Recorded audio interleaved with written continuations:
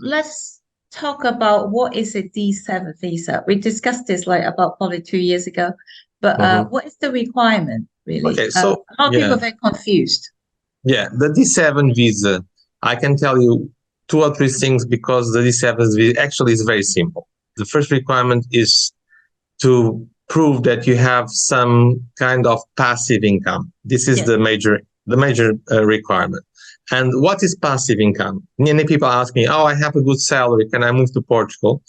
You can, but it's not for the the D7 visa or whatever, because passive income means like when you receive rents, when you have some interest from the bank, when you receive a pension, you are retired. So everything that you have received some capital that you don't need to work for it, it means that you have a passive income. There's a minimum requirement of the amount. Of course, I can tell you, one person is about 12,000 euros a year to prove that you have this income, that you can support financial by yourself with this kind of income. And you can request a visa to move to Portugal and live here. So as long as you have a passive income, you can request a D7 visa. This is the major requirement for the D7. Of course, you have a small things also, requirements like no criminal record. That is also necessary to prove that you don't have any registration or criminal record. And then when you start the process starts in your country. The process does not start in Portugal. So you have to go to the Portuguese embassy. You have to submit the documents to prove that you have passive income and request a D7. Once you apply for it and prove on the embassies or consulates of Portugal around the world, they will give you a sticker, a visa to travel to Portugal. And once here, you can make a booking, or most of the times already come with a booking to go to the immigration to apply for the resident card. So our role here as a lawyers, we can help you to do a lot of steps that will be necessary. So when you request a D7 visa and when you decide to move forward, there's a lot of things that we can help you. First of all, apply for the Portuguese NIF, open a bank account. Sometimes they request a deposit on your bank accounts to prove that you already have enough cash and can support you. And if you buy a property here, you just have to prove that you have your income for the rentals. So here on your country, you have to prove you have passive income, and the rentals is one of the passive income, as I mentioned. And then you can just apply for the visa and the resident card in Portugal. How much is the amount of passive income they need? As I said, for one person, about 12,000 euros a year. So what if I have my daughter or my son? Depending if you are under 18 or over 18, but just imagine a couple with 2 adults, 2 childs, we're talking about 15,000 euros a year. For a family of 4, basically. For a family of 4. We're talking about roughly, okay? I don't want to give exact, because every year also they change, but should be more or less about this. In theory, this visa aiming for people that are not dependent on the government. Am I right? So can they have? It depends. If you are a retired person, you receive a pension from the government, so you can apply for the D7 visa as well. Okay. So imagine I come here with a D7 visa. Can I still work in Portugal? Yes. And correct. have a salary? Yes. Yes. From Portugal, and that's allowed. Yes. Right. So as long as I have a passive income from somewhere, but this passive income. So a lot of people ask me this: can I collect rent in Portugal and yes, use that? The law does not. Yeah, the law does not mention if you collect, when you collect rents, does not mention from which place. So any place in the world, as long as you prove that you collect rents, is considered passive income. As if it's enough money on, as I said, to mention as an applicant, about 12,000 euros a year, you'll have the capacity to request and will be eligible to get the D7 visa. And the proof of income, how long of a proof that I need to show to the embassy? Like a year, or like, I have rent slips? Let me be a little bit abstract, because I cannot talk one by one. As you know, there's so many countries, and depending country to country, on embassy to embassy, they may have several documents or several ways of proving your income. But namely, I can tell you that you have to prove for the last year receiving some rent, for example, and you can live on this rent. So just if you go to any Portuguese consulate or embassy to request a D7 visa, the main requirement will be, do you have passive income? How much will be, for how long you getting this passive income? And if you show that you already have this passive income for a couple of months, I don't think, because they calculate, just imagine I start receiving rents today. In 3 or 4 months, I go to the embassy and they calculate basically on average months. But if what you collect today, it will give you 12,000 in a year, will be granted with the D7 visa. Right. They have to level up how much you have received so far. Yes, but I'm talking generally, okay? So depending on which country you're staying and living, according to the embassies, they have several types of documents that you have to provide and prove your income. So this is generally. And how long do I have to stay per year, like in Portugal with the D7? Well, it's months, isn't it? Well, in a D7, they will give you a normal resident card, and that resident card allows you to stay here, live here. So you have to stay here and live here for the most of the time. The law says that you can leave the country 6 months continuously or 8 with gap. It means that you have to live here for 1.5 years or 1 year and 4 months, something like that, if you're going back and forward. But of course, you always have some other options. If you move and you stay more time, longer than was expected, if you're doing a course, if you had an accident, you can always return back. Say, well, I could not come back earlier because of this reason or that, and you will allow to stay as long as you have some documents to prove the reasons why you could not come back. But the resident card is to live here and stay here in Portugal, of course. Right. What is digital nomad visa? Well, digital nomad visa is a kind of visa that people work, just imagine, for international company, and you don't need to go to the place, to the factory, to the office, and you can work from any place. Just imagine while in Portugal, you work for an American company, you work from your computer, you don't need to go to the company itself, to the office.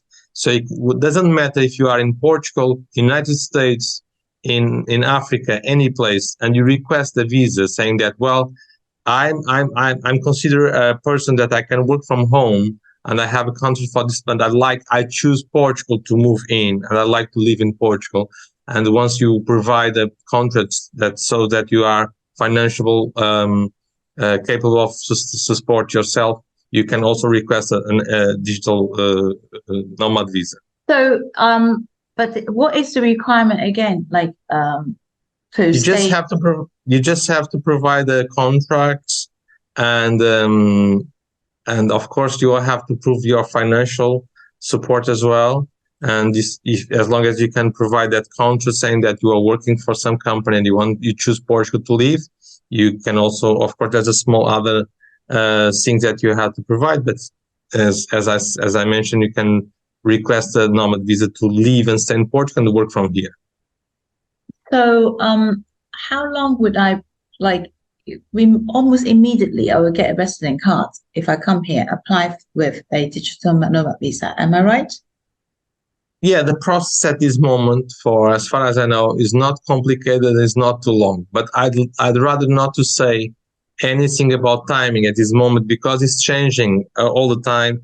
And also, as many people know, in October, the immigration that everybody called SEF will shut down as well. So I don't know the conditions for the future. If I say something that will, in 1 month or 2 months, for example, we can get this. And if change something in the future, people will not say that I'm telling the truth. And so I don't want to go further this idea. I'm just telling you it's not complicated. But I cannot tell the timing exactly. I can tell you for my experience at this moment, for example, D7 is taking 4 months, 6 months. Nomad visas can be 3 months, 2 months, but in the future, I don't know. Yeah, I did hear a lot of digital nomads struggling to get the appointments. Yeah, the problem at this moment is always the same. any type of visas in Portugal at this moment, people are struggling and fighting and complaining because the timings for getting a booking for the immigration at this moment is what people are fighting for. I can tell even last week, I make at least 300, 400 calls every day from my office to get bookings, and it's impossible. The system does not work. Nobody pick up the phone. We send emails without no reply from immigration. So that is what we're struggling at this moment. And we hope, everybody hope that the system gets better if they shut down the SCF and as they create already a new agency coming called IMA, that everybody expect that it works better and easy. Nobody knows for sure what's going to happen, but it's what we expect for the future. They're going to have a new agency called IMA. That's correct. Starting from October after SEF has closed down. That's correct. And at this moment, our immigration services at the passport control are no longer run by SEF. Am I right? At this moment, they are still running by SEF. They will not be running by SEF after October. That will be the PSP for sure. The police that we have several types of police, but one of them, that's more popular one, is a PSP, and the other one is GNR. So probably the PSP taking over the control of the borders in Portugal. So probably there's a lot of staff changes that we're going to see. Probably, yes. And I hope not only the staff, but I hope also the methods of working, because the immigration was not working, especially for the bookings, not working at all. They have a big problem with their system. I think they already are making some announcement recently. Yeah, even if you open the websites of immigration, they announced that there's a problem, they are working on it, but there's no timeline, there's nothing special. They just say that they're working on the problems. People try to renew the cards, people try to book for the cards, some people pay for the cards and the cards are not coming. There's a lot of issues at this moment. There's no solutions, but there's on the website, at least they say they are facing a trouble on the system and they're trying to solve it. So it seems to me that there is a bright future for Portugal still, and there's a huge demand for immigration into Portugal. There's a lot of people want to move here. It's just a different format to embrace, really. And I think there's also, you mentioned in the past that we have other visa also. It's not just digital nomad or D7. There's some other form of visas, right? Yes. There's many people coming to Portugal, and we call it the Article 88, Article 89. When you come to Portugal, move to Portugal, and you just look for a job, you find a job, or you set up your own business, also possible to have a resident card in Portugal with the same rights and conditions as any other card for golden visa holders or D7 holders. That's the same, exactly the same. I see. We have several options, yes. Yeah, that's a very welcoming country for sure, and it's not making it difficult for people at all. It's very easy. And any tips of getting a bank account, by the way? Well, to open a bank account, at this moment is also crazy. Nobody knows how long it will take. Some accounts are easy, but we have something that's compliance, that controlling the banks and checking personally, meticulously every client they opens a bank account, and there's a situation that may have some delay on opening bank accounts, but this is not depending on the lawyers, on the people. It's exclusive the responsibility of the banks and the company that works for them to do the checking. Yeah, so yeah, definitely is to do with the bank, and they are tightening the process. I'm not saying that all the people wants to open a bank account will face some problems, but I can say 60-70% of the people will face the problems, and it's not considered a problem for the people. It's the problem for the bureaucracy, the checking, the time that the companies are doing, because the branch of the banks itself, they say they cannot control anything of this. Is out of their control, and they have also to wait, and we have to clarify when they have to clarify. We have to give answers and explain the reasons why the people want to open a bank account.